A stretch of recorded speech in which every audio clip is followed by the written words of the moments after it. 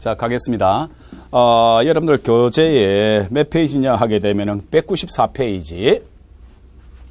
자, 힘의 모멘트가 나오게 되는데, 자, 보겠습니다. 여기서 힘의 모멘트라고도 하고, 이것을 사용하는 게 세 가지가 존재합니다. 여러분들이 이 강체 부분에 있어서는 원운동을 그대로 연기를 하는 것이니까 어떠한 고리를 어떻게 적용하는지를 잘 보셔야 돼요. 그러면은 힘의 모멘트라 해도 괜찮고, 또는 시험 문제에 토크라 해도 괜찮고, 단 기호만은 이렇게 사용합니다. 요렇게 사용하지요. 그래서 요것을 토크, 타워, 읽을 때는 타워라고 하지요. 타워라고 하는데 요것을 토크의 기호로 사용합니다. 다른 말로는 잘 안 보이는데 요것을 돌림힘이라고 해요. 그래서 시험 문제에 힘의 모멘트 괜찮고 토크 괜찮고 돌림힘 괜찮다 하는 겁니다. 그래서 뭘 어떻게 묻더라도 상관이 없는데, 자, 그림을 보겠습니다. 여기에 우리 거 뭡니까? 맷돌이 존재하는데, 맷돌에 존재하고 여기 축이 있겠지요. 그 다음에 손잡이가 있는데 이것을 돌릴 때를 생각해보자 하는 겁니다. 너무너무 중요한 파트가 되겠습니다. 그러면은요, 요 맷돌을 요렇게 잡아당긴다고 해서 얘가 도는 것이 아니다 하는 겁니다. 그러면은요, 재밌는 것은 요것을 요렇게 힘을 작용할 수 있고, 요렇게 힘을 작용할 수 있고, 요렇게 힘을 작용할 수 있고, 다양하게 힘을 요렇게 작용할 수 있는데, 이때 어느 경우에 가장 잘 돌겠는가를 다뤄보겠습니다. 그것이 바로 토크가 되겠는데, 자, 마찬가지로 축이 여기에 존재하고요.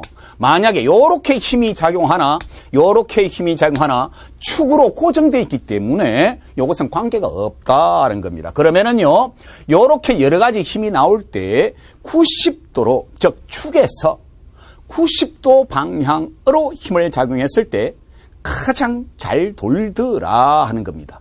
이것을 우리가 토크라고 하는데, 그 토크에 대해서 공부를 해보겠습니다. 근데 여기서 포인트가 뭐냐 하게 되면은요, 얘가 벡터다 하는 겁니다.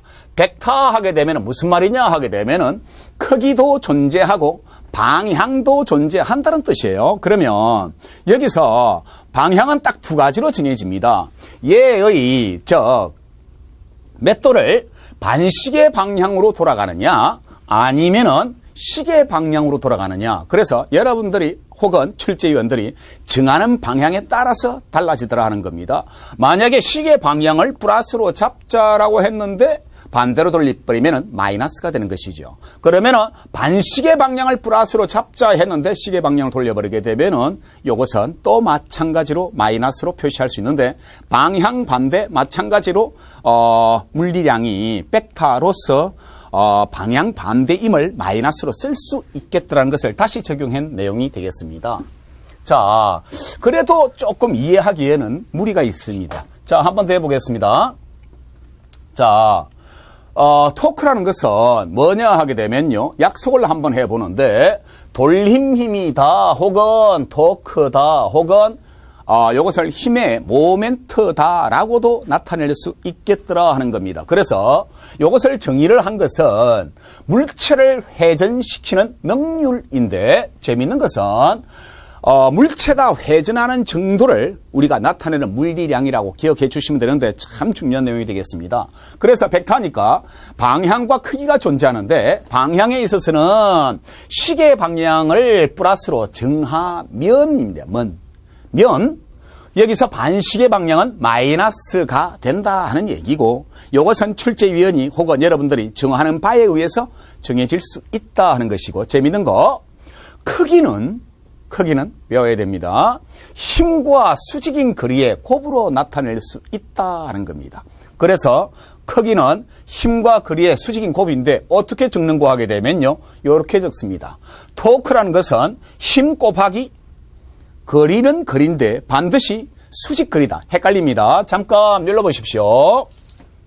무슨 말이냐 하게 되면은 1W라는 것은 얘가 FS라고 표시했을 때 요것은 뭐냐 하게 되면은 반드시 힘하고 변이하고 평행성분의 곱이었습니다. 요것은 운동을 하긴 하는데 고정된 회전이 아니라, 축으로 회전하는 것이 아니라 즉 직선 운동을 했을 때는 평행 승분의 곱으로서 요거의 단위가 뉴턴 메타를 줄이면 얘를 줄이라 하자라고 약속이 돼 있어요. 그런데 여기서 토크라는 것은 뭐냐 하게 되면은 FD는 FD인데 여기서 단위도 똑같습니다. 뉴턴 메타로 쓸 수 있으나 요것은 그대로 뭡니까? 뉴턴 메타를 쓰겠다.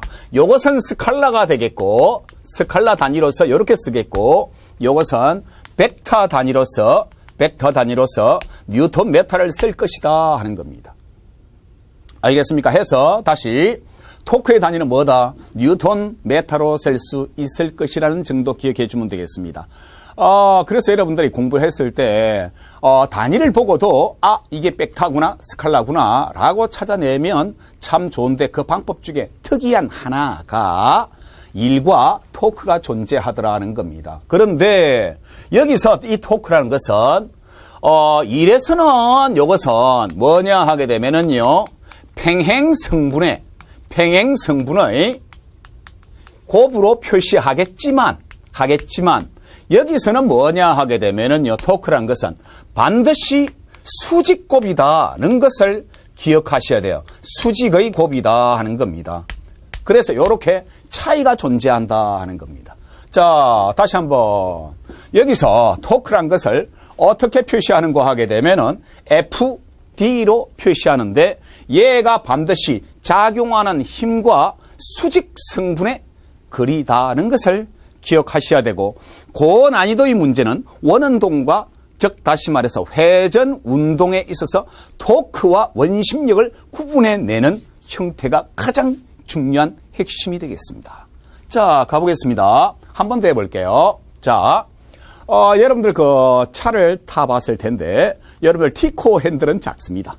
근데 큰 컨테이너 차량은 핸들이 크지요. 그때 그 바퀴를 돌릴 때 축을 회전할 때 그때 쓰이는 힘이에요. 쉽게 말해서 같은 힘이 이렇게 주어져 있다라고 했는데 완전히 소화를 하셔야 됩니다. 너무 중요한 파트가 되겠습니다. 이때는 반지름이 작고 그때 요것은 반지름이 크다라고 하게 되면은 요것은 토크가 크다, 토크가 작다라고 하는 거예요. 그러면 아니 티코의 자동차는 뭡니까? 차체 질량이 작지요. 그것을 내가 회전했을 때 하는 겁니다. 그러면 토크가 조금 있어도 되겠지만 컨테이너 박스는 어떻게 됩니까? 엄청나게 무겁잖아요. 근데 그걸 바퀴를 돌리려고 해보십시오. 그걸 싣고 가는 차의 바퀴를 토크가 커야 되겠죠. 그러니까 어떻게 하는 거 하게 되면은 토크를 크게 하기 위해서는 같은 힘이라 할지라도 반지름에 의해서 완전히 다른 결과가 나타날 수 있다 하는 겁니다. 그래도 요 파트는 조금 어렵기 때문에 이해가 안 될 것 같습니다. 그래서 장난을 한 번 더 쳐볼게요. 실제 보면서 여러분들 여기서 강의실에 문을 보시면 되는데 혹은 여러분들 화장실 문이 있지만 한번 해볼게요. 힘이 요렇게 같다라고 해볼게요. 힘이 같다인데 요것은 축을 얘가 회전축이고 힘이 작용하는 지점까지의 거리가 스몰 r이고 여기서 힘까지의 거리가 얘가 스몰 2r이라 할게요. 힘은 같다라고 할게요. 쉽게 말해서 여러분들 문이 있는데 문고리를 당기는 게 아니라 문과 문 사이에 센터에다가 힘을 작용점을 만들어서 잡아당기보자 하는 겁니다. 문이 잘 안 당길 거예요. 아마 중앙에서 당기면. 그런데 끝에서 당기면 같은 힘이라고 했을 때 R이 크면 클수록 문이 잘 돌아간다, 닫혀지더라 하는 겁니다. 즉 회전 성분이 힘과 거리의 수직 성분으로 표시할 수 있겠더라 하는 겁니다. 해서 뭐냐 하게 되면요, 요것이 기억이고 얘가 니은이라 가정할게요. 이때 토크가 누가 큽니까? 그때 힘이 같을지라도 R이 크면 클수록 힘이 토크가 크게 작용해서 잘 돌아가더라 하는 겁니다. 다음 요것을 비교해 할게요. 이번에는 얘가 2R이고 얘가 2R이에요. 그런데 무슨 말이냐 하게 되면은요, 이때는 거리가 같을지라도 축에서부터 작용하는 힘 사이의 거리가 같을지라도 요것은 F고 요것은 EF라 할게요. 그러면 요때가 더 회전하려는 성질의 능률이 크다 하는 겁니다. 토크가 크다라고 얘기를 하죠. 그래서 여러분들 교재 한번 보십시오. 자, 사각형 안에 설명을 해놨습니다. 같은 힘으로 기준축으로부터 거리 R, ER로 다를 때 AB 중 B가 돌림힘이 크고 하는 겁니다. 다른 말로 토크가 크고 다른 말로 힘의 모멘트가 크고 하는 겁니다. 기준축으로부터 거리 ER인 같은 곳에서 힘을 F, EF로 다르게 할 때 B와 C 중 하는 겁니다. 그러면은 C가 돌림힘이 큰 이유, 토크가 큰 이유, 힘의 모멘트가 큰 이유는 힘이 다르기 때문이다. 거리가 같을지라도 하는 겁니다. 무슨 말인지 이해가 됐는지 모르겠는데 다시 한번 더 하겠습니다. 못 믿습니다. 너무 중요한 파트가 되겠습니다. 자, 해서 예제를 한번 해보고 장난을 한번 쳐보겠습니다. 자, 몇 페이지인고 하게 되면은 194페이지에 옳은 것을 골라봐라 하는 겁니다. 자, 지금은 용어입니다. 용어에 대해서 공부해 보겠습니다. 옳은 것을 고르라 했는데 힘과 수직의 거리의 곱이다. 맞지요? 자, 힘의 모멘트나 토크나 같은 말 다른 말. 같은 말이에요. 지금 용어에 대해서 지금 문제를 어떻게 낼지 모르니까 그때 당황하지 마시라고. 힘의 모멘트가 일정하면 하는 거, 일정하면. 등 가까속도 운동을 한다 했는데 참 중요한 내용이고 내가 설명하고 싶은 내용입니다. 잠깐 읽어보십시오. 자, 무슨 말이냐 하게 되면은요, F란 것은 뭐가 되는 거 하게 되면은 MA가 되겠습니다. 예를 들어서 여기서 힘이 일정하면 하는 거예요. 그러면은 여기서 뭐가 되겠습니까? 얘가 등 가속도 운동을 한다 하는 얘기예요. 그런데 여기서 뭐냐 하게 되면은요, 힘의 모멘트가 일정하면 하게 되면은 요것은 물체가 요렇게 있을 때 요렇게 힘이 작용해가지고 힘의 크기가 변하지 않고 일정하면은 등 가속도 운동을 한다 해서 가속도 A가 어떻게 됩니까? T분의 V-V0로 표시할 수 있다 하는 겁니다. 이렇게 표시했었죠. 똑같이 할 겁니다. 이번에는 뭐냐 하게 되면은요, 힘의 모멘트, 쉽게 말해서 토크, 다른 말로 뭐가 되겠습니까? 돌림 힘이 일정하다 하는 얘기는 여기에 축이 있고요. 원판이 있다 했을 때 축이 있고 반지름이 예를 들어서 R일 때 요렇게 힘이 작용하면 요것이 돌긴 도는데 각 속도가 일정하면 등속 원운동이지요. 그런데 각 속도가 점점 증가해요. 요 힘이 일정하면 토크가 일정하지요. 그러면은 각 가속도가 생긴다 하는 겁니다. 자, 헷갈리는데 조금 이따 할 거니까 각 속도라는 것은 단위 시간당 뭐가 되겠습니까? 회전한 각도가 되겠고 각 가속도는 각 속도가 변하는 것을 말하는 겁니다. 각 속도가 변하는 건데 그 변화량이 일정하다 하는 거예요. 그러면 다시 한 번 더 할게요. 요것을 표시했을 때 요 힘이 변하지 않으면 토크가 일정하다 하는 겁니다. 토크가 일정하다는 것은 요것을 나중에, 아니 괜찮아요. 그냥 구경하겠습니다. 나중에 하려고 그래요. I 알파라고 해요. 자, F는 MA였지요. 마찬가지로 직선은 F = MA고 회전은 토크.